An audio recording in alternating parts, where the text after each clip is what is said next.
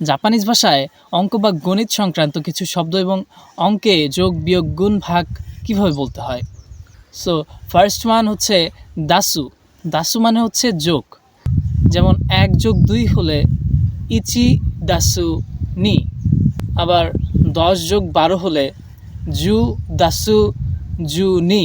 ঠিক একইভাবে যদি জাপানিজ ভাষায় আপনি বিয়োগ বলতে যান তাহলে বিয়োগের জাপানিজ হচ্ছে হিকু। হিকু মানে হচ্ছে বিয়োগ।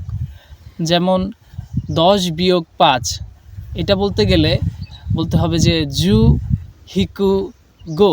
জাপানিজ ভাষায় গুণকে বলা হয় কাকেরু। যেমন আপনি যদি বলতে যান যে 2 × 3 তাহলে আপনাকে বলতে হবে নি কাকেরু সান। আবার যদি ভাগের কথা বলতে যান তাহলে বলতে হবে আপনাকে ওয়ারু।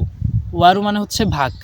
যেমন 10/5 বলতে গেলে আপনাকে বলতে হবে যে জু ওয়ারু গো।